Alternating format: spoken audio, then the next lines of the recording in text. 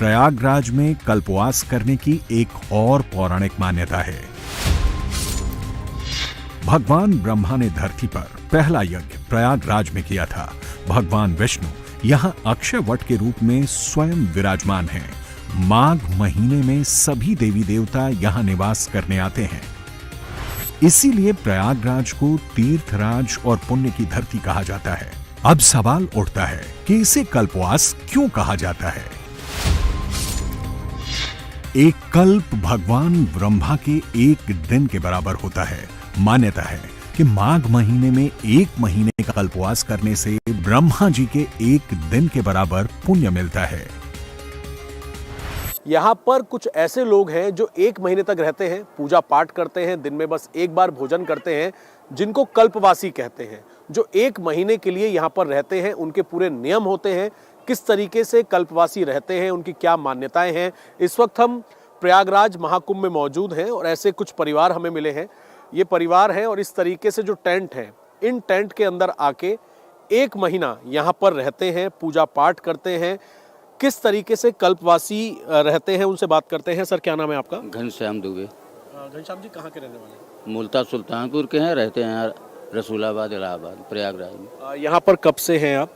हम यहाँ को आए हैं 11 जनवरी को 11 जनवरी। और पहला स्नान शुरू हुआ है 13 जी। तो अभी रहेंगे यहाँ पर फिलहाल? 12 क्या 13 जाएंगे। पूरा एक महीना? एक महीना। कल्पवास को हम जानना चाहते हैं, कल्पवास किस तरीके से होता है और आप लोगों की मान्यता क्या है कल्पवास को लेके?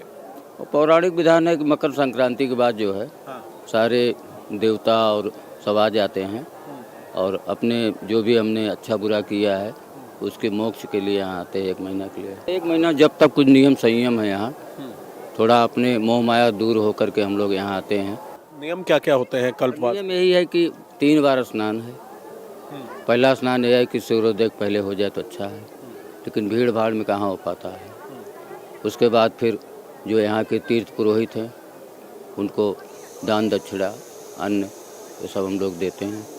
उसके बाद फिर रामायण है, श्रीमद् भागवत गीता, जिसका जहाँ पर अपना उसका पाठ करते हैं। तो यहाँ पर रहने की व्यवस्था कैसे होती है, कहाँ रहते हैं?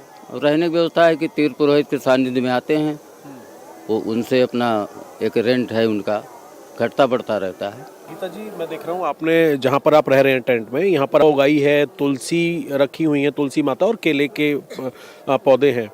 तो क्या नियम होते हैं कल्पवास के? आप लोग एक महीना के लिए यहाँ पर आए हैं। एक टाइम भोजन, क्या क्या करते हैं? फलाहार, पूजा पाठ दोनों टाइम, गंगा स्नान है, यही सब करते हैं।